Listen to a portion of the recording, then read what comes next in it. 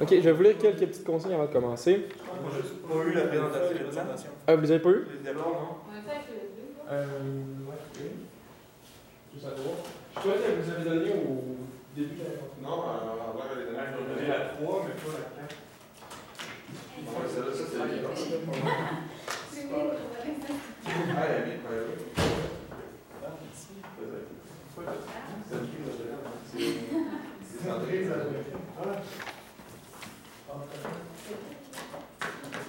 Ok, c'est bon. Équipe 4, Code Management niveau universitaire.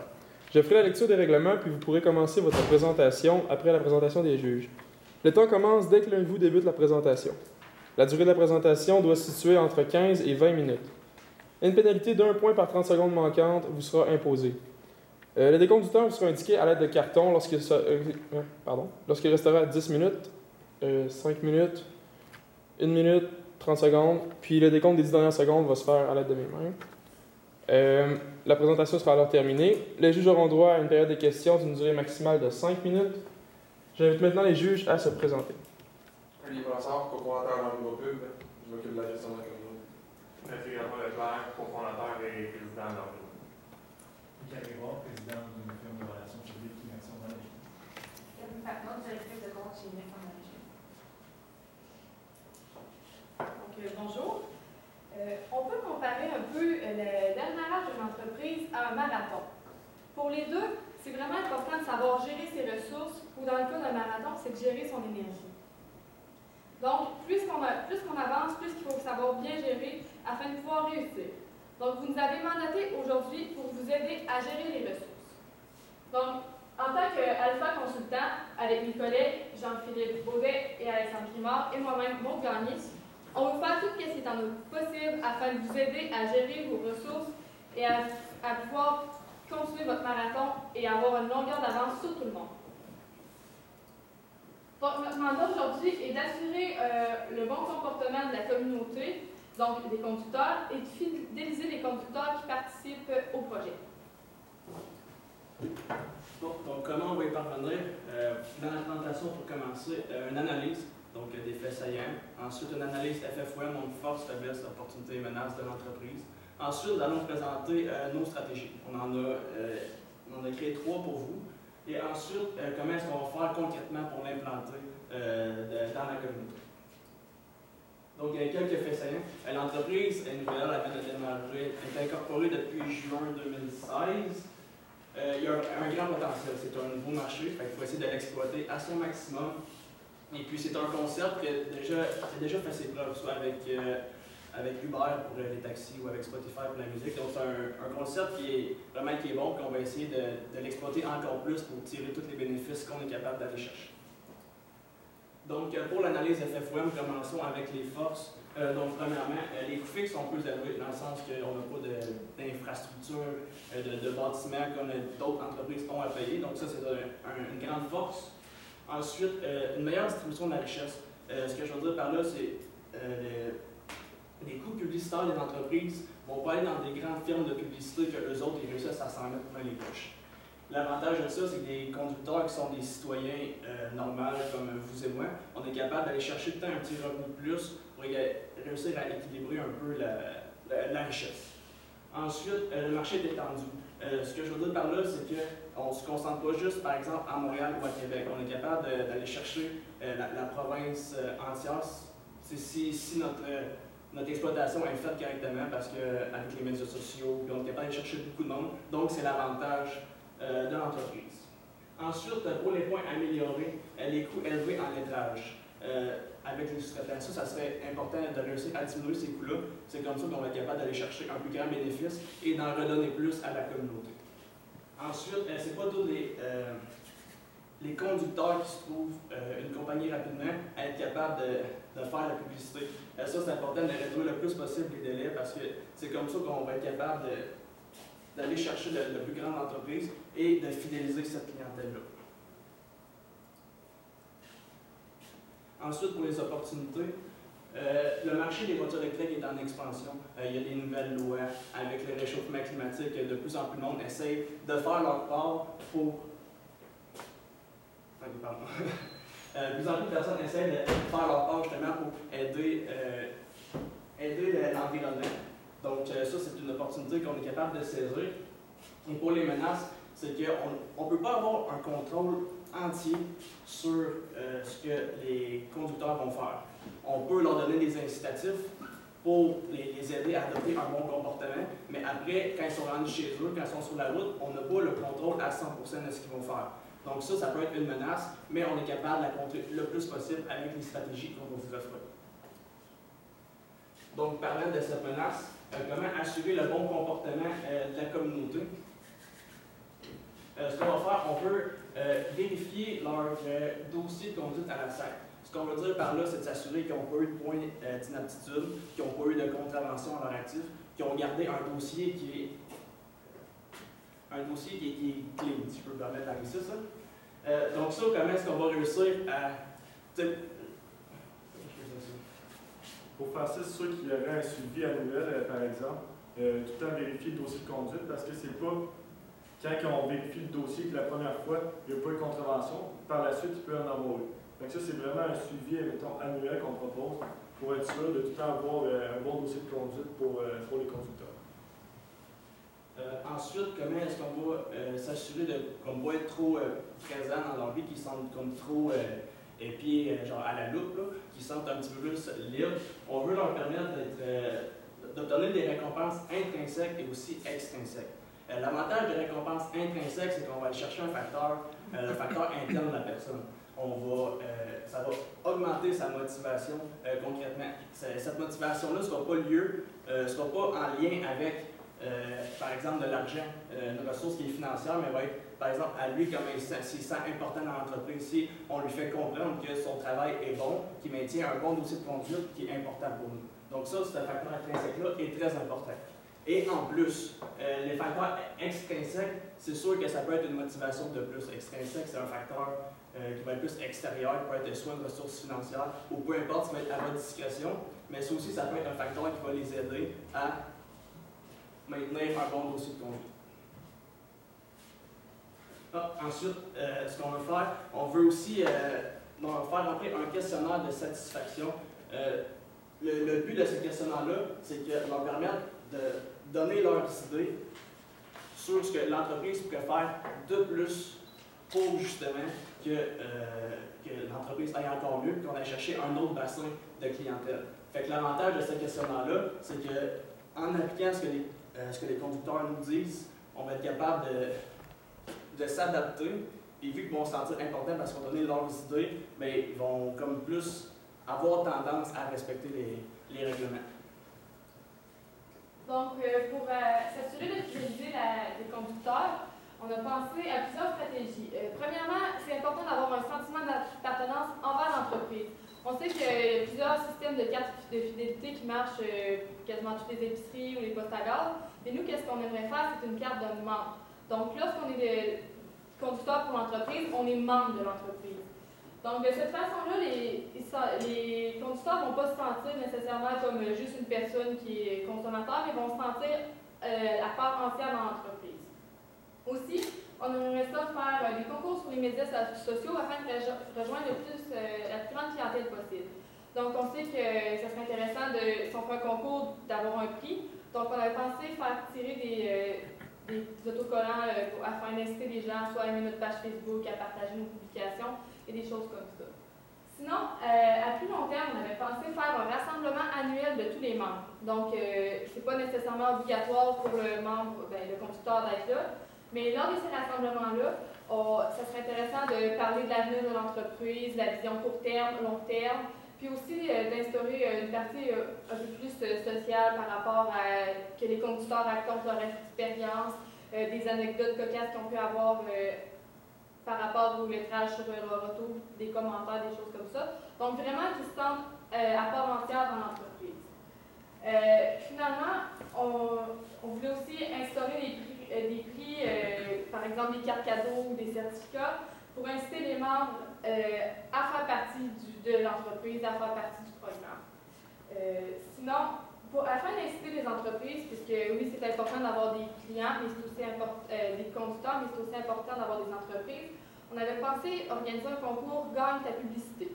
Donc, pour une période de peut-être 6 à 1 an, toutes les personnes qui font une publicité peuvent s'inscrire et la personne peut gagner, par exemple, 4 semaines de publicité gratuite pour son entreprise. De cette façon-là, toutes les entreprises ont des chances égales de participer, puis ça les incite un peu peut-être à signer un contrat. Sinon, pour augmenter la visibilité, on a pensé à faire des partenariats avec les concessionnaires automobiles. Puisque les concessionnaires automobiles doivent augmenter leur vente d'auto électriques, en faisant un partenariat avec eux, ça pourrait, de leur part, augmenter leur vente et pour nous, augmenter notre clientèle. Donc, la façon que ça fonctionne, lorsqu'on fait un partenariat, on leur proposerait notre plan. Donc, on fait des petites fiches explicatives avec tout comment notre entreprise fonctionne.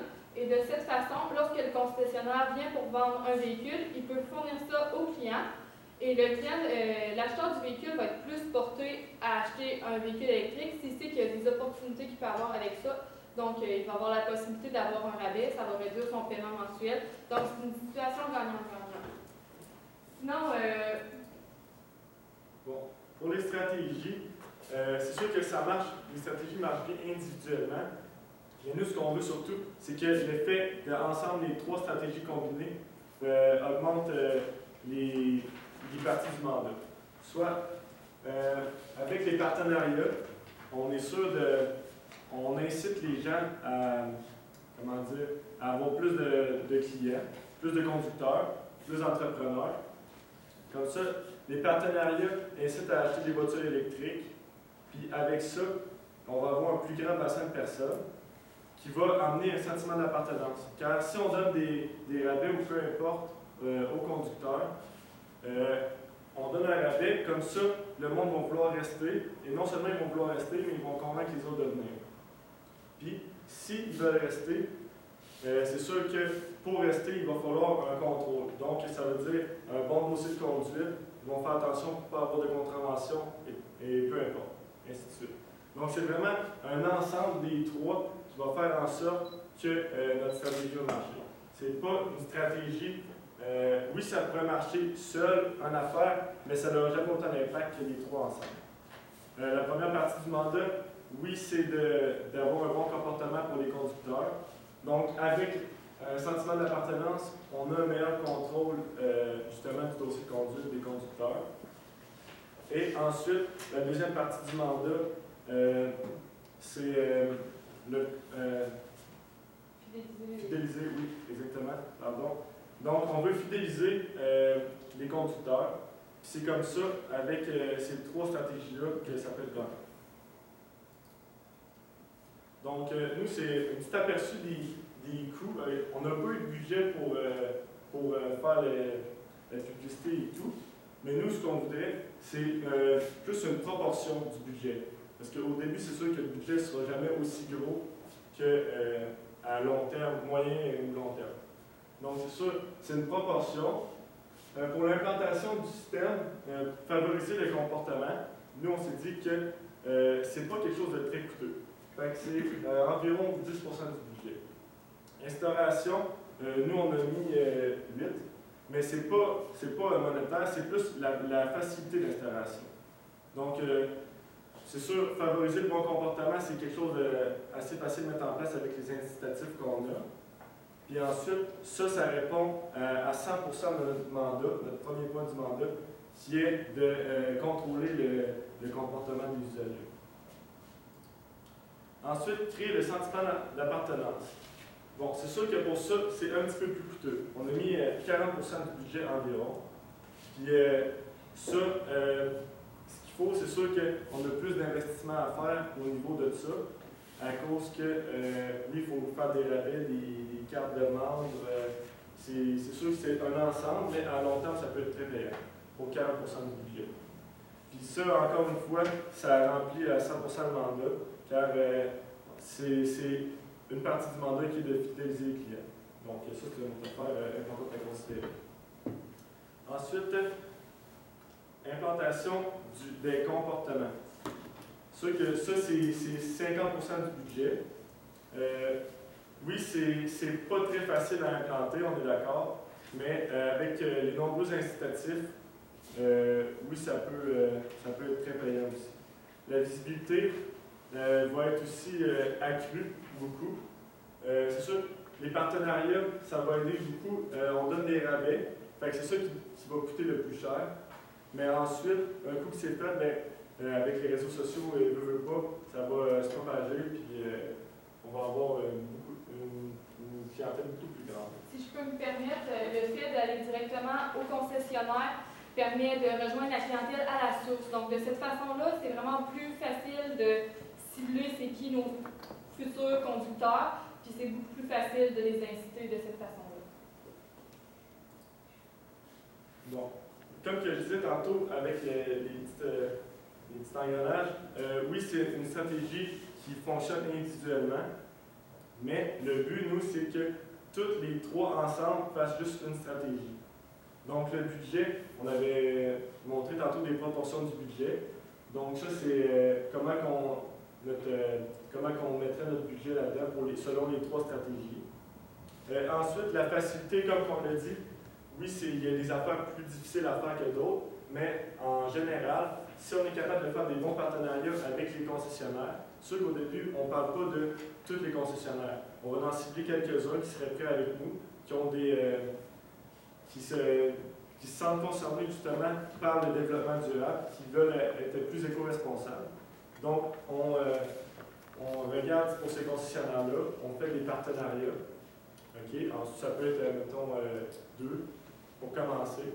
Puis là, ensuite de ça, les concessionnaires qui ne sont pas adhérés encore vont voir que ça marche. Donc, vu que ça donne des incitatifs de vente, avec ça, ils vont vendre plus. Donc, évidemment, les autres concessionnaires vont vouloir embarquer là-dedans. Donc, c'est vraiment, on commence petit, mais au fur et à mesure, la stratégie va prendre place. Et veut pas, on va augmenter notre bassin de clients, mais aussi notre bassin de partenaires. Puis si on augmente notre bassin de clients et de partenaires, c'est sûr que les entreprises vont être plus, ils vont vouloir plus investir avec nous. Investir dans le sens des publicités ou peu importe. Donc c'est ça.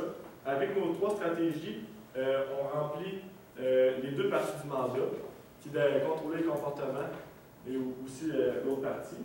On fait ça, et en plus d'augmenter la visibilité, c'est sûr qu'il y a les réseaux sociaux, oui, mais c'est aussi du bouche à oreille, veut pas. Plus qu'on a de clients, plus on va avoir de la facilité à recruter.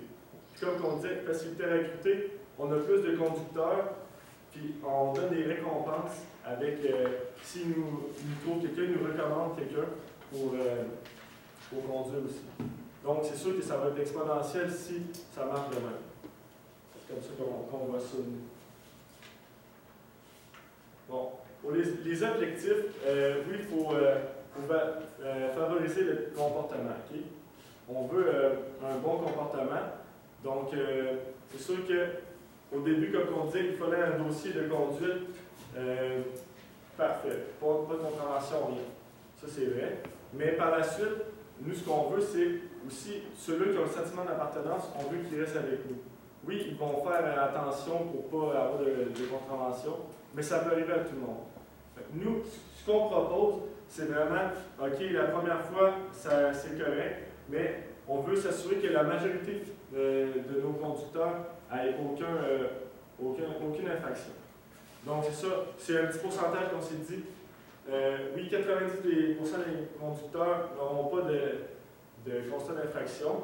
Par contre, on est prêt à tolérer qu'une minime partie soit ait des petites tâches à leur dossier.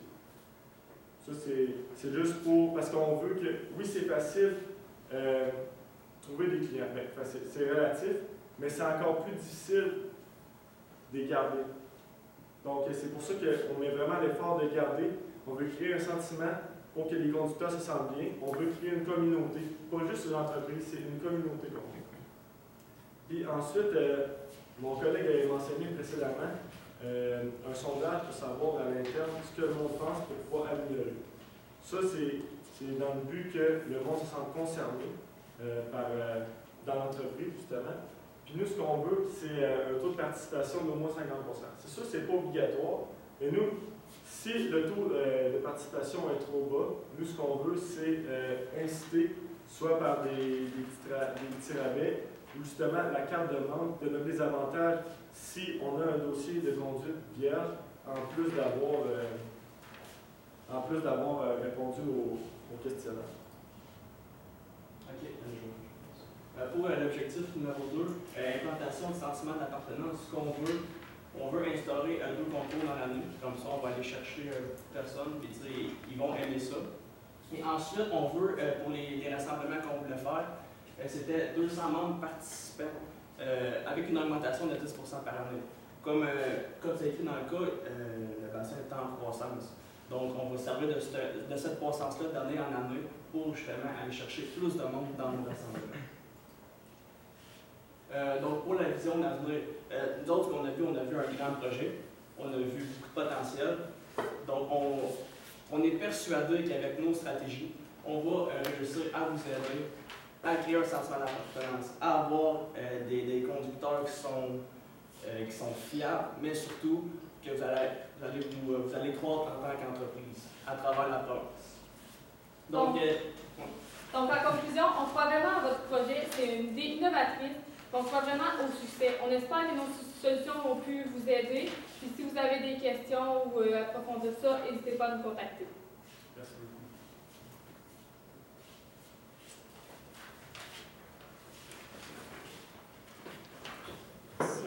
Question de vous.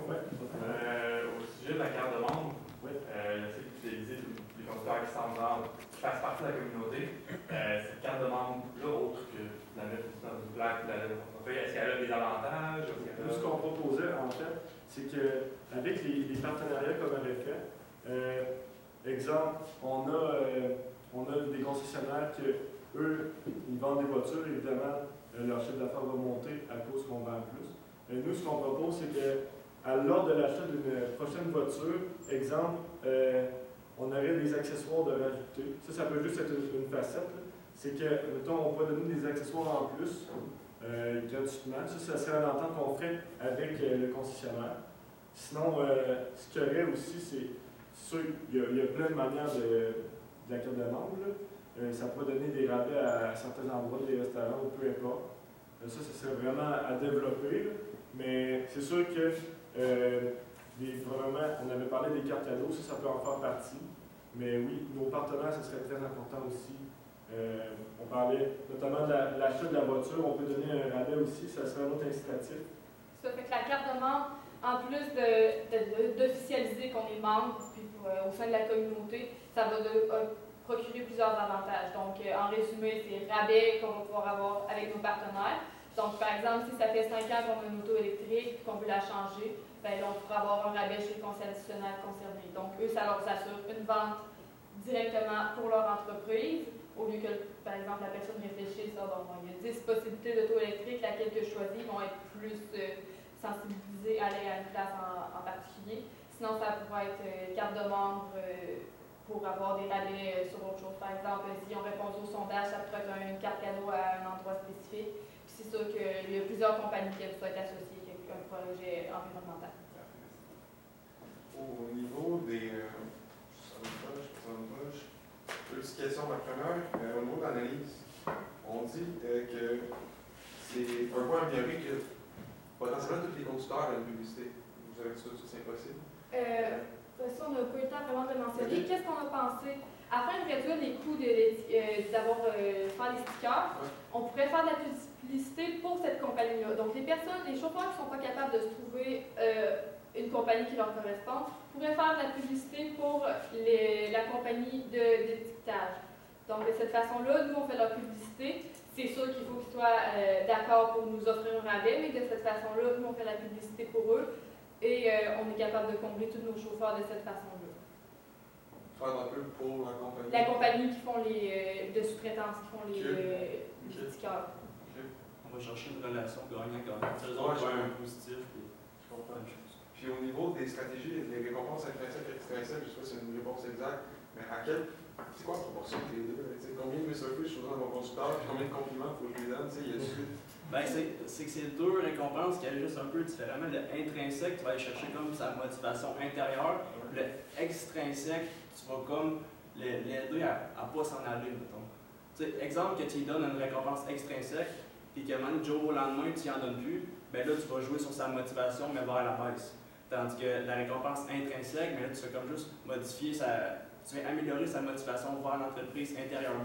Fait que intrinsèque, c'est à valoriser le plus possible parce que tu joues sur sa motivation, tandis que extrinsèque, dès qu'il n'y en a plus, ben, son sentiment d'appartenance peut s'en aller. C'est sûr qu'il ne faut pas non plus exagérer dans la partie extrinsèque. Puis des commentaires, il ne faut pas lui dire à chaque jour, ah, c'est super bon. Là, un moment donné, ton super bon vaut plus la même chose que s'il est dit occasionnellement. Mais c'est sûr que là, c'est encore une fois une question. Tu parlais des proportions tantôt, mais c'est justement avec les statistiques, quand ça va commencer à rouler plus, mais là, on va voir, est-ce qu'il y a beaucoup de personnes qui partent? Si oui, ben là, OK, il faudrait peut-être ajuster en conséquence, mais essayer de garder plus les conducteurs avec nous. Avec le temps, on est capable de voir les tendances, puis c'est là-dessus qu'on va essayer de vraiment corriger. Moi, j'ai juste une petite question. Avant, Alexandre et Jean-Philippe. Alexandre, vous disiez au début que c'était difficile de contrôler le comportement des utilisateurs sur la route.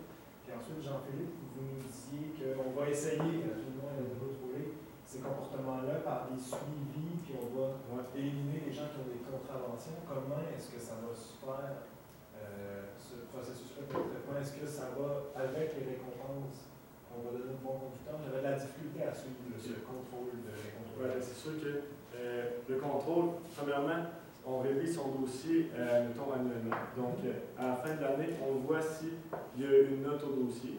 Exemple, qu'il y aurait une note, ben, on va l'avertir, premièrement, parce que une note, on avait dit précédemment qu'on était tolérant, on comprenait aussi que c'est correct parce qu'on veut que le conducteur reste avec nous. Donc, c'est sûr, on avertit. Mais quand on va faire le suivi, c'est sûr que s'il le refait, ben là, on peut dire OK, il va falloir attendre un peu de temps avant que la note disparaisse si, par exemple, il y a une autre note. C'est sûr qu'il y a une différence entre, par exemple, alcool au volant et en excès de vitesse, on ne tolère pas ça. Mais par exemple, si excès de radar ou quelque chose du genre, on est capable de comprendre que ça arrive à tout le monde aussi. Merci. Bon, la période, excusez-moi, la période est terminée. Merci beaucoup. Merci. Merci, bonne fin de journée.